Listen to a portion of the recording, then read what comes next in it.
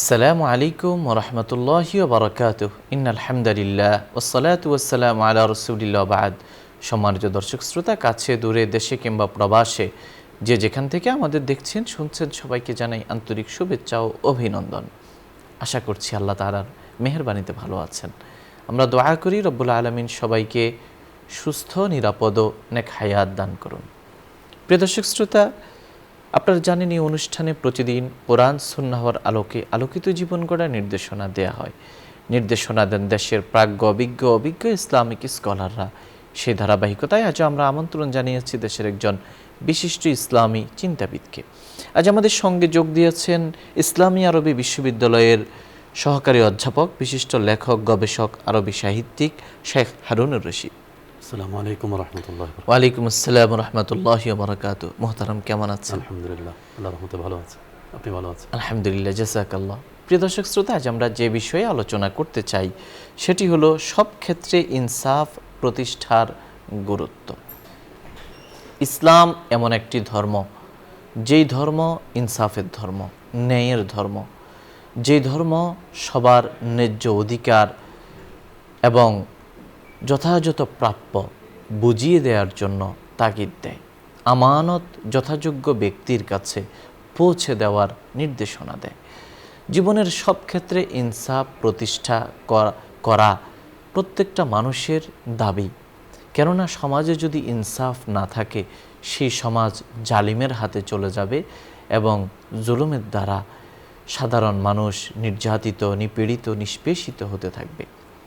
ইসলাম ধর্ম বরাবরই চেষ্টা করেছি, এমনকি নিজের ব্যাপারে, পরিবারের ব্যাপারে, সমাজের ব্যাপারে, আর মুসলিম অমুসলিম নির্বিশেষে সমাজের মধ্যে একটি ইনসাফ প্রতিষ্ঠা করা, পরিবারের মধ্যে ইনসাফ, ন্যায়নিষ্ঠা প্রতিষ্ঠা করা, এটা ইসলাম চায়, এটা আল্লাহ তাআলার পছন্দ। এই ইনসাফ প্রতিষ্ঠা করতে গেলে আমাদের করণীয় কী এবং এর সুফল কী, এ বিষয়ে আমরা আমাদের সীমাবদ্ধ সময়ের মধ্যে আমাদের সম্মানিত অতিথির কাছ থেকে জানবো ইনশাআল্লাহ।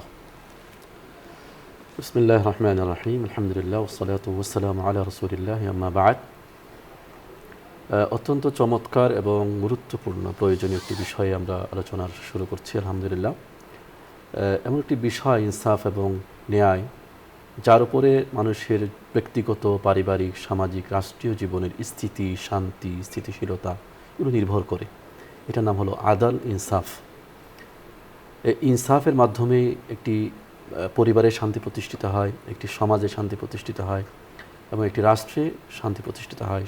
এবং ঠিক বিপরীতভাবে আমরা বলতে গেলে, যদি যেই সমাজে, যে পরিবারে, যে রাষ্ট্রে ইনসাফ থাকবে না, ন্যায় থাকবে না, সেখানে স্থিতিশীলতা থাকবে না, শান্তি থাকবে না এবং জুলুম, নিপীড়ন এবং অত্যাচারের অভয়ারণ্যে পরিণত হবে সেই সমাজ এবং সেই রাষ্ট্র।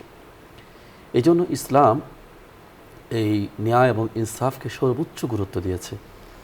আল্লাহ রাব্বুল আলামিন পবিত্র কোরআনের জায়গায় জায়গায় এই ইনসাফ প্রতিষ্ঠা করার জন্য মুসলমানদেরকে, ঈমানদারদেরকে নির্দিষ্ট করে এবং বিশেষ করে নির্দেশনা দিয়েছে। পবিত্র কোরআন আল্লাহ পাক ইরশাদ করছেন, ইন্নাল্লাহা ইয়া'মুরু বিল আদলি ওয়াল ইহসান। এটা এই যে আয়াতটা আমরা প্রতি জুমায় আমরা শুনে থাকি খতিবদের মুখে, দ্বিতীয় খুতবার শেষে খতিবরা এই আয়াতটি অবশ্যই পড়েন।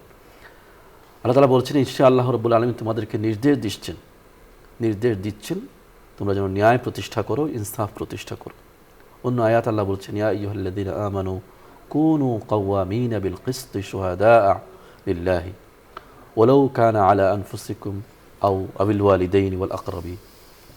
আল্লাহ বলছেন, হে ঈমানদারগণ, তোমরা ন্যায় ইনসাফ প্রতিষ্ঠা করো, আল্লাহর জন্য সাক্ষী হও এবং সেই ইনসাফ যদিও তোমার নিজের বিরুদ্ধেও হয়, তোমার পিতামাতার বিরুদ্ধেও হয় এবং তোমার সবচেয়ে ঘনিষ্ঠ আত্মীয় স্বজনের বিরুদ্ধেও হয়। মানুষের যে মানবিক দুর্বলতা, বিষয়গুলো আল্লাহ রাব্বুল আলামিন চিহ্নিত করে এখানে বলেছেন। মানুষ সাধারণত নিজের বিরুদ্ধে, নিজের মা বাবার বিরুদ্ধে, নিজের আত্মীয় স্বজনের বিরুদ্ধে গিয়ে ইনসাফ প্রতিষ্ঠা করা, এটা অত্যন্ত কঠিন এক বিষয়।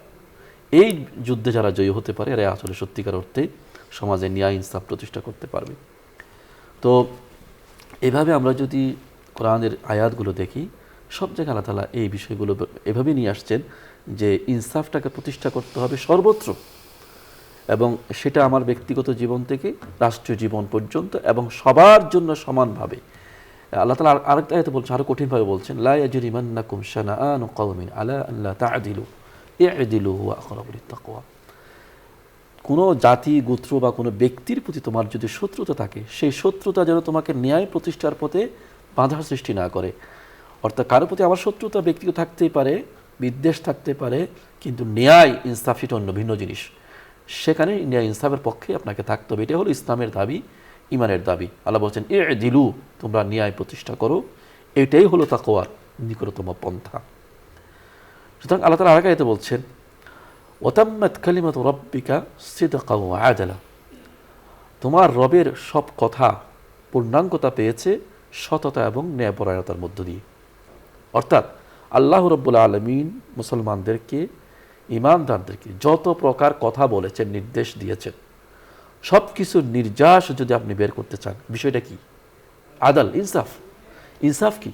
ইনসাফ আমরা মনে করছি শুধু আদালতের বিষয়, ইনসাফ রাষ্ট্রের বিষয়, তা নয়। ইনসাফ এটা আমার ব্যক্তির বিষয়, সেটা আল্লাহর সাথেও ইনসাফ করতে হবে আমাকে। আদল এটা আল আদালু মা আল্লাহ। আপনি যদি ইনসাফ আল্লাহর সাথে প্রতিষ্ঠা করেন, তাহলে আল্লাহর কোনো নির্দেশনা, আল্লাহর কোনো নির্দেশ অমান্য করার সুযোগ আপনার নেই। কারণ আপনার ইনসাফের দাবি হচ্ছে তাকে আপনার ইবাদত করতে হবে, তার কথাই আপনাকে মানতে হবে, যিনি আপনাকে সৃষ্টি করেছেন, যিনি আপনাকে রিজিক দিচ্ছেন, যিনি আপনাকে শ্বাস প্রশ্বাস দিয়ে বাঁচিয়ে রেখেছেন এই পৃথিবীতে। তার ইবাদত করা এবং তার নির্দেশ মানা, এটাই হলো ইনসাফের দাবি। সুতরাং আপনি যদি ইনসাফের পক্ষে থাকেন, আপনি আল্লাহর বিপক্ষে যেতে পারেন না, আপনি শরিয়ার বিপক্ষে যেতে পারেন না যদি আপনি ইনসাফের পক্ষে থাকেন।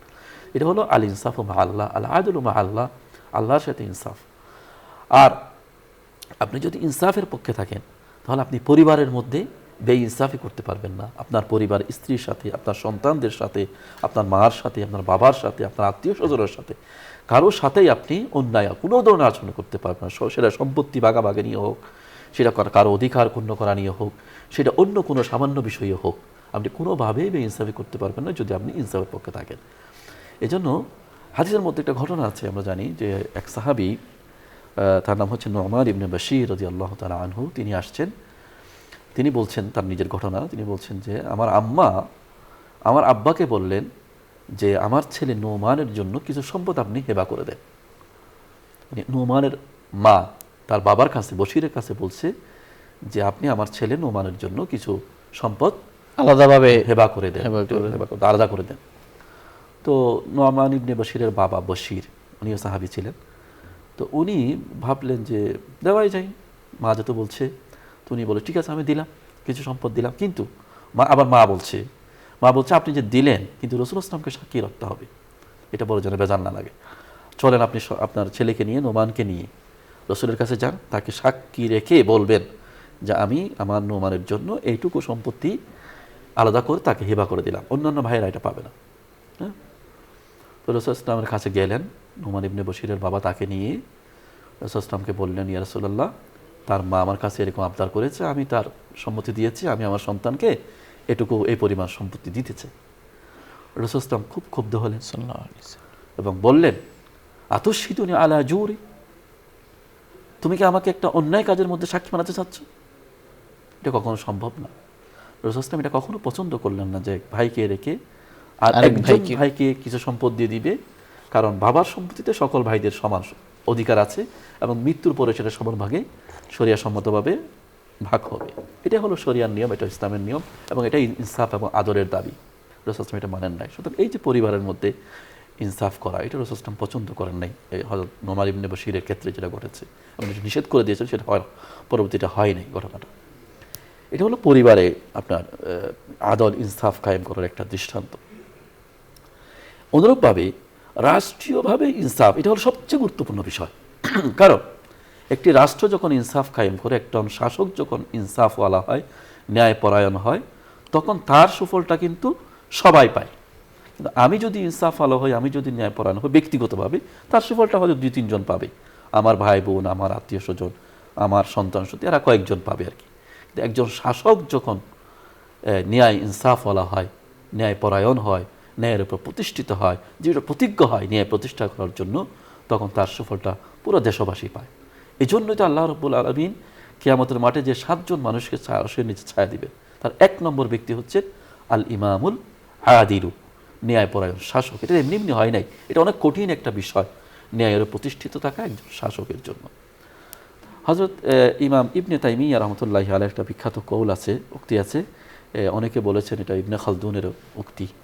কীভাবে বিখ্যাত উক্তি সেটা হচ্ছে, তিনি বলছেন যে ইন্নাল্লাহা লা ইউকিমু আদ-দাওলাতাল আদিলা ওয়া ইন কানাত কাফিরা ওয়া লা ইউকিমু আদ-দাওলাতাল যালিমা ওয়া ইন কানাত মুসলিমা। আল্লাহ রাব্বুল আলামিন একটি ইনসাফ ভিত্তিক, ন্যায় ভিত্তিক রাষ্ট্র যদি হয়, সেটাকে আল্লাহ তাআলা প্রতিষ্ঠিত রাখেন। আরেক বর্ণনায় আছে ইন্নাল্লাহা লা ইয়ানসুরু, আল্লাহ তাআলা সাহায্য করেন ওই রাষ্ট্র ব্যবস্থাকে, ওই শাসককে, যদি সেই ইনসাফের প্রতিষ্ঠিত হয়, যদিও সে কাফের হয়। আর যে রাষ্ট্র ব্যবস্থা ন্যায়ের উপর প্রতিষ্ঠিত নয়, তাকে আল্লাহ তাআলা সাহায্য করেন না বা তাকে দীর্ঘায়িত করেন না, তাকে টিকিয়ে রাখেন না। লা ইউকিমু, এর অর্থ হচ্ছে তাকে টিকিয়ে রাখেন না। আর যদি আমরা অপর বর্ণনা মতে যদি বলি লা ইয়ানসুরু, সাহায্য করেন না, আল্লাহর সাহায্য প্রাপ্ত হয় না, তাহলে ওই রাষ্ট্র ব্যবস্থা আল্লাহর সাহায্য প্রাপ্ত হয় না বা ওই রাষ্ট্র ব্যবস্থা দীর্ঘদিন টিকে থাকে না। যে রাষ্ট্র ব্যবস্থা জুলুমের উপর প্রতিষ্ঠিত হয়, যদিও তার শাসক কি হয়, নামে মুসলমান হয়। এবং এটাই বাস্তবতা, জুলুমের মাধ্যমে কোনো শাসন ব্যবস্থা দীর্ঘদিন টিকে নাই, একদিন না একদিন এটা পতন হবে। এবং এমন পতন হবে যে পৃথিবীর মানুষ তাকে চিরদিন ধরে ঘৃণায় ভরে স্মরণ করবে। আর যারা ইনসাফের সাথে রাষ্ট্র পরিচালনা করে, তার যদি বয়স কমও হয়, তার যদি শাসন ব্যবস্থার শাসনকাল 2 বছরও হয়, 2000 বছর ধরে মানুষ তাকে স্মরণ করছে। হযরত আবু বকর কয় বছর শাসন করেছেন? 2 বছরেরও কিছু সময় বেশি। ওমর ইবনে আব্দুল আজিজ রহমতুল্লাহ আলাইহি কয় বছর শাসন করেছেন? বলা হয় 2 বছর 1 মাস মাত্র সময়। এই অল্প সময়ের শাসন ব্যবস্থা তাকে এমন উচ্চতায় নিয়ে গিয়েছে যে আজকে পর্যন্ত আমরা যদি পৃথিবীর ইতিহাসে একজন শাসক, ন্যায়পরায়ণ শাসকের নাম বলতে বলি, 2-3 জনের মধ্যে আমরা বলবো হযরত ওমরের নাম, হযরত ওমর ইবনে আব্দুল আজিজের নাম, হযরত আবু বকরের নাম। এবং এটা আমি নয়, সারা পৃথিবী বলতে বাধ্য, এবং খ্রিস্টানরা, ইহুদিরা, অমুসলিমরাও বলতে বাধ্য, কারণ তারা সেরকম ইনসাফের রাষ্ট্র প্রতিষ্ঠা করে দেখিয়ে দিয়েছে। হযরত ওমর ইবনে আব্দুল আজিজ রহমতুল্লাহ আলাইহি সম্পর্কে বর্ণিত আছে যে ওনার শাসন আমলে এক গভর্নর, ওনার অনেক বড় শাসন ছিল, রাজ্য ছিল, তো কোনো এক এলাকার গভর্নর চিঠি লিখেছে তার কাছে, যে লিখেছে ইয়া আমিরুল মুমিনিন ইন্না মাদিনাতানা কাদ খারিবাত, আমাদের শহরটা ধ্বংস হয়ে গেছে। হ্যাঁ, ফাইন রাআ আমিরুল মুমিনিন আন ইয়াকতাআ লাহা মালান ইয়ারুমুহা ফাআলা, তো এই শহরটাকে সংস্কার করার জন্য কিছু যদি টাকা বরাদ্দ দিতেন আমিরুল মুমিনিন তাহলে ভালো হতো। এরকম চিঠি লিখছি হয়তো ইয়ার কাছে, ওমর ইবনে আব্দুল আজিজের কাছে। হযরত ওমর ইবনে আব্দুল আজিজ রহমতুল্লাহ আলাইহি চিঠির জবাবে লিখলেন, ক্বারাআতু কিতাবাকা ওয়া মা যাকারতা আন্না মাদিনাতাকা কাদ খারিবাত, আমি আপনার চিঠিটা পড়লাম, আপনি যে লিখেছেন যে আপনার শহর ধ্বংসপ্রাপ্ত হয়ে গেছে, এটাও আমি জানলাম। ফাইন ক্বারাআতা কিতাবি হাযা, যদি আমার এই চিঠিটা তুমি পড়ে থাকো, তোমার কাছে পৌঁছে থাকে, ফাহাসসিনহা বিল আদলি, ওমর বললেন তুমি তোমার শহরটাকে ন্যায় ইনসাফ দিয়ে সংস্কার করো, সুরক্ষিত করো। ওয়ানাক্কি তুরুকাহা মিনাজ জুলমি, এবং তার অলিগলিগুলা জুলুম থেকে পরিচ্ছন্ন করো। ফাইন্না যালিকা মারাম্মাতুহা, বললেন এটাই হলো শহরের সংস্কার। হযরত ওমর ইবনে আব্দুল আজিজ কি কথাটা বললেন, এই ইনসাফ প্রতিষ্ঠা করা এটাই হচ্ছে শহরের প্রকৃত সংস্কার। আপনি ইনসাফ প্রতিষ্ঠা করবেন, শহর অটোমেটিকলি সংস্কার হয়ে যাবে। আর যদি আপনার ন্যায় ইনসাফ না থাকে, এটা এমনি ধ্বংসপ্রাপ্ত অবস্থায় থাকবে। অর্থাৎ উনি দেখলেন যে ন্যায় ইনসাফ প্রতিষ্ঠা করা এটাই হলো প্রকৃত একটা দেশের, একটা রাষ্ট্রের ভিত্তি। এটাই হযরত রিবিঈ ইবনে আমির রাদিয়াল্লাহু তাআলা বিখ্যাত সাহাবী, উনি রুস্তমের দরবারে, পারস্য সাম্রাজ্যের সেনাপতি রুস্তম, মুসলমানরা যখন পারস্য সাম্রাজ্য আক্রমণ করলো, তখন মুসলমানদের নিয়ম ছিল এরকম যে তারা তো হুট করে আক্রমণ করতো না, আগে দূত পাঠাতো, নেগোসিয়েশন হতো যে জিজিয়া দাও, অথবা ইসলাম কবুল করো, অথবা যুদ্ধ করো, 3টা অপশন দেওয়া হতো। তো সেই রকম মুসলমানদের সেনাপতির পক্ষ থেকে দূত হিসাবে পাঠানো হলো রিবি ইবনে আমির রাদিয়াল্লাহু তাআলা আনহুকে রুস্তমের দরবারে, পারস্য সাম্রাজ্যের সেনাপতি ছিলেন। তো তিনি গেলেন, পারস্য সাম্রাজ্যের দূতের কাছে গেলেন, গিয়ে রুস্তম জিজ্ঞেস করলো মা জাআ বিকুম, তোমরা কেন আসছো এখানে? সেই আরবের মরুভূমি থেকে তোমরা আমাদের এই সাম্রাজ্য কেন আক্রমণ করতে আসলা, বিষয় কি? তখন হযরত ইবনে আমর এক ঐতিহাসিক উত্তর দিয়েছিলেন। তিনি বলেছিলেন, ইন্নাল্লাহ ইত্তাআসারা লিনুখরিজা মান শাআ মিন ইবাদাতিল ইবাদি ইলা ইবাদাতিল্লাহি ওয়া মিন দীকিদ দুনিয়া ইলা সাআতিহা ওয়া মিন জুরিল আদিয়ানি ইলা আদিলিল ইসলাম। তিনি বলছেন যে আমরা তো আসি নাই, আমাদেরকে পাঠানো হয়েছে। আল্লাহ তাআলা আমাদেরকে পাঠিয়েছেন আল্লাহর কিছু বান্দাদের কি মানুষের ইবাদত থেকে আল্লাহর ইবাদত দিকে নিয়ে যাওয়ার জন্য। মানুষের পূজা, মানুষের দাসত্ব, মানুষের বানানো এই শৃঙ্খল, মানুষের বানানো এই নীতি, এগুলো শৃঙ্খল থেকে মুক্ত করে আল্লাহর দাসত্বের দিকে, একমাত্র আল্লাহর দাসত্বের দিকে নিয়ে যাওয়ার জন্য, এবং দুনিয়ার সংকীর্ণতা থেকে দুনিয়ার প্রশস্ততার দিকে নিয়ে যাওয়ার জন্য, এবং অন্যান্য সকল ধর্মের যে অন্যায়, জুলুম, নিপীড়ন, এগুলো থেকে বের করে ইসলামের আদলের, ইনসাফের ছায়াতলে নিয়ে আসার জন্য আল্লাহ আমাদেরকে পাঠিয়েছেন। এই যে ইসলামের মূল বৈশিষ্ট্য বলতে গিয়ে উনি আরও অনেক কিছু বলতে পারতেন এখানে, তাই না? উনি বলতে পারতেন যে আমরা এখানে আসলে নামাজ কায়েম করব, মসজিদ তৈরি করব, মাদ্রাসা তৈরি করব, হ্যাঁ, আমরা যেটা বুঝে থাকি আর কি ইসলাম বলতে, এগুলো বলতে পারতেন না? না, উনি এগুলো বলেন না, কারণ ওনারা ইসলামের মর্মটা বুঝেছিলেন আসলে। আমার একটা মাঝখানে কথা মনে পড়ে গেল আর কি। আমাদের শহীদ ওসমান হাদি ভাই এক বক্তব্য আমি শুনেছি অনলাইনে। উনি বলছেন যে যদি ইসলাম ইনসাফ যদি কায়েম হয়ে যায়, ইসলামের ৮০ ভাগ কায়েম হয়ে যাবে। আমি জানি না এই এলহামি কথাটা এই ছোট্ট একটা ছেলে কীভাবে বলেছেন, উনি এটা কোন গবেষণার আলোকে বলেছেন, কোন তত্ত্বের ভিত্তিতে বলেছেন আমি জানি না, কিন্তু আমার মনে হচ্ছে কথাটা সত্য। আপনি যে কোরআন হাদিস ঘেটে সব কিছু বলেন, যদি সমাজে ইনসাফ কায়েম হয়ে যায়, ন্যায় প্রতিষ্ঠা হয়ে যায়, আসলে অটোমেটিকলি ইসলামের ৮০ ভাগ কায়েম হয়ে যাবে। বাকি থাকবে দু একটি ইবাদত, অন্য কিছু। এগুলো মুসলমানরা দিন দিন এমনিতেই পালন করা শুরু করবে যদি ইনসাফ পায়। ইনসাফ এমন এক জিনিস মানুষের অন্তরে প্রশান্তি নিয়ে আসে, মানুষের প্রতি ক্ষোভ চলে যায়, একটা স্থিতিশীলতা চলে আসে জীবনে সব ক্ষেত্রে। ফলে মানুষ দ্বীনের প্রতি মুগ্ধ হবে এবং অন্যান্য ইসলামের বিধানগুলো অটোমেটিকলি মানতে শুরু করবে। তো আমি যেটা বলতে চেয়েছিলাম, হযরত রবিঈ ইবনে আমির রাদিয়াল্লাহু তাআলা আনহু এখানে ইসলামের মূল ৩টা কথা বলেছেন, যে ইসলাম আমরা আসছি এখানে তোমাদেরকে আল্লাহর ইবাদত দিকে নিয়ে আসার জন্য, মানুষের ইবাদত থেকে। ওরা কি মানুষের ইবাদত করতো আসলে? না, ওরা তো অগ্নিপূজারী ছিল। পারস্যরা, যাদের উদ্দেশ্য করে কথাগুলো বলা হচ্ছে, ওরা ছিল অগ্নিপূজারী মূলত সে সময়ে, মজুসি বলা হতো। তো তাদেরকে বলা হলো মানুষের পূজা থেকে। অর্থাৎ সে মানুষের পূজা অর্থ হচ্ছে মানুষের বানানো আইন দিয়ে তারা যে রাষ্ট্র ব্যবস্থা কায়েম করেছিল, সেখানে মানুষের কোনো সম্মান ছিল না। কিছু মানুষ, এলিট শ্রেণী কিছু মানুষকে পূজা করে চলতো, তাদের কথা শুনতে হতো, তাদের কথার বাইরে যাওয়ার কোনো সুযোগ ছিল না। বাকি সমস্ত জনগণ প্রজার মতো, দাসের মতো জীবনযাপন করত। এটাই ছিল মানুষের পূজা। এখান থেকে বের করে তাদেরকে আল্লাহর ইবাদতের দিকে নিয়ে আসবে। অর্থাৎ একমাত্র আল্লাহকে তুমি ভয় পাবা, পৃথিবীর কাউকে তোমাকে ডরাইতে হবে না।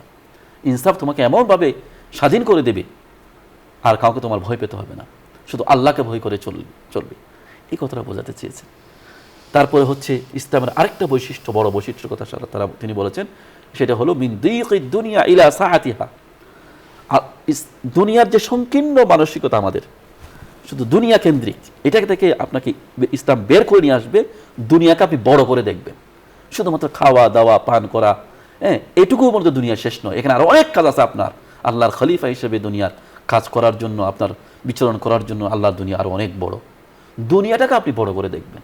এরকম কথাটা এরকম না, সৈয়দ আবুল হাসান আলী নদভী রহমতুল্লাহ আলাই এই উক্তিটার ব্যাখ্যা করেছেন এক জায়গায়, যে উনি এরকম কেন বললেন যে মিন দীকিদ দুনিয়া ইলা সাআতিল আখিরা। এরকম বলা দরকার ছিল না আমাদের ইয়াতে, কমন সেন্সে বলে যে উনি বলা দরকার ছিল যে দুনিয়ার সংকীর্ণতা থেকে পরকালের প্রশস্ততার দিকে তোমাদেরকে নিয়ে যাওয়ার জন্য আসছি। না না না, উনি কথা বলেন নাই। উনি বলছেন মিন দীকিদ দুনিয়া ইলা সাআতিহা, মানে দুনিয়ার সংকীর্ণতা থেকে বের করে দুনিয়ার প্রশস্ততার দিকে নিয়ে যাও। অর্থাৎ এই দুনিয়াকে তুমি বড় করে দেখা শুরু করবে যখন তুমি ইসলামকে প্রকৃত অর্থে বোঝা শুরু করবে। ইসলামের এবং ইসলামের আদল ইনসাফ যখন তুমি দেখবা, ইসলামের রাষ্ট্র ব্যবস্থা যখন দেখবা, তখন দুনিয়াটাকে তোমার মনে হবে যে এখানে আমার অনেক কাজ, এই দুনিয়াটাকে আমার গড়তে হবে, সমাজের জন্য, রাষ্ট্রের জন্য, পরিবারের জন্য অনেক কিছু করার আছে, এবং দুনিয়াটা অনেক বড়। এখন আমরা তো এতটুকুই বুঝি যে শুধুমাত্র আমি একটা চাকরি করি বা ব্যবসা করি, কিছু টাকা আর্ন করি, আমি একটু সুখে শান্তিতে থাকলাম, একটা প্লট কিনলাম, একটা ফ্ল্যাট কিনলাম, এটুকুর মধ্যে আমার এটাই জীবন না, অর্থাৎ আমার দুনিয়ার জীবনের সব ক্ষেত্রে ইসলাম প্রতিষ্ঠিত করতে প্রতিষ্ঠিত করা, ইসলাম এই দুনিয়াটাকে আরো ক্ষেত্রে শুধু মুসলিম নয়, মুসলিম অমুসলিম নির্বিশেষে, নির্বিশেষে। শুধু পরিবার নয়, সমাজ রাষ্ট্র সহ সকলে সব সর্বত্র ইসলাম ইনসাফ প্রতিষ্ঠিত করার মধ্য দিয়েই দেশের, পরিবারের, সমাজের, রাষ্ট্রের স্থিতিশীলতা এবং নিরাপত্তা। প্রিয় দর্শক শ্রোতা, আমরা আলোচনার এই পর্যায়ে সংক্ষিপ্ত মোনাজাতে অংশগ্রহণ করব। আপনারা চাইলে আমাদের সঙ্গে মোনাজাতে শামিল হতে পারেন। আলহামদুলিল্লাহ রাব্বিল আলামিন, والصلاة والسلام على أشرف الأنبياء والمرسلين وعلى آله وصحبه أجمعين. اللهم لك الحمد كما ينبغي لجلال وجهك وعظيم سلطانك. سبحان الله وبحمده سبحان الله العظيم. ربنا فاغفر لنا ذنوبنا وكفر عنا سيئاتنا وتوفنا مع الأبرار. ইয়া রাব্বাল আলামিন, আল্লাহ যে বিষয়ে আলোচনা করলাম, আলোচনা শুনলাম, আমাদের সবাইকে তা উপলব্ধি করার তৌফিক দান করুন। আল্লাহ আমাদের জীবনে আপনি ইনসাফ এনে দিন। আল্লাহ আমাদের পরিবারে, সমাজে, রাষ্ট্রে, এমনকি নিজের ব্যাপারে যেন ইনসাফ করতে পারি, আপনার ব্যাপারে যেন ইনসাফ করতে পারি, সেই তৌফিক আমাদেরকে দান করুন। ইয়া আল্লাহ, ইয়া রাব্বাল আলামিন, আল্লাহ এই পৃথিবীর মধ্যে মুসলমানেরা যে যেখানে জুলুমের শিকার আছে, আল্লাহ যে যেভাবে আল্লাহ জালিম দ্বারা আক্রান্ত, তাদের সবাইকে আপনি জালিমের কবল থেকে হেফাজত করুন। আল্লাহ আপনি আমাদের জীবনকে সুখ সমৃদ্ধিতে ভরপুর করে দিন, হায়াতে বারাকা নসিব করুন, জীবনে উত্তরোত্তর উন্নতি দান করুন, আমাদের দোষ ত্রুটি আপনি ঢেকে দিন, আমাদের মর্যাদা উন্নীত করে দিন, আমাদের রিজিকের প্রশস্ততা দান করুন, আমাদের পারিবারিক প্রশান্তি দান করুন, সুখময় দাম্পত্য জীবন নসিব করুন, আমাদের নেক মাকাসিদগুলো পূরণ করুন, আমাদের নেক আশাগুলো পূরণ করুন, আমাদের স্বপ্নগুলো বাস্তবায়িত করুন, আমাদের শুরু করা কাজগুলোকে আপনি সমাপ্ত করার তৌফিক দান করুন।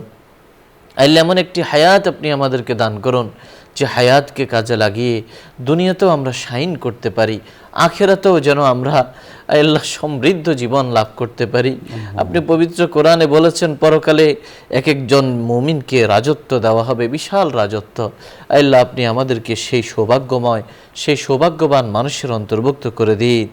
ইয়া রাব্বাল আলামিন, এই অনুষ্ঠানের মাধ্যমে দিনের যে খেদমাত হচ্ছে, এর পেছনে যারা আছেন সবাইকে কবুল করুন। যারা ব্যবসায়ী ভাইরা রয়েছেন, ব্যবসা বাণিজ্যে বারাকা নসিব করুন। আল্লাহ আমাদের সামনে, আমাদের দেশে নির্বাচন আসতেছে, ইলেকশন আসতেছে। আল্লাহ যারা ইনসাফের কথা বলে, যারা ইনসাফ প্রতিষ্ঠিত করতে চায়, তাদেরকে আপনি আপনার জমিনে প্রতিষ্ঠিত করুন। ইয়া রাব্বাল আলামিন, সারা পৃথিবীতে আপনি শান্তির বন্যা বইয়ে দিন। এই দেশের মানুষকে আপনি ভালো করে দিন, এই দেশের মানুষের চরিত্র আপনি উন্নীত করে দিন, এই দেশের মানুষের মধ্যে আল্লাহ হক হালালি বোঝার তৌফিক দান করুন। দুর্নীতি থেকে এই দেশের মানুষকে রক্ষা করুন। আল্লাহ মানুষের মধ্যে শুভবুদ্ধির উদয় ঘটিয়ে দিন। ইয়া রাব্বাল আলামিন, আল্লাহ আপনি আমাদেরকে মাহে রমাদানের সমস্ত ফজিলত বারাকাত দ্বারা ভরপুর করে দিন। আল্লাহ মাহে শাবান শুরু হচ্ছে, আল্লাহ এই মাসকে আমাদের জন্য বরকতময় করুন। আল্লাহ এই মাসের বারাকাত আপনি আমাদেরকে দান করুন। ইয়া রাব্বাল আলামিন, আপনি আমাদের জীবনের সমস্ত চাওয়া পাওয়া পূরণ করুন। সুবহান রাব্বিকা রাব্বিল ইজ্জাতি আম্মা ইয়াসিফুন ওয়া সালামুন আলাল মুরসালিন, আলহামদুলিল্লাহ।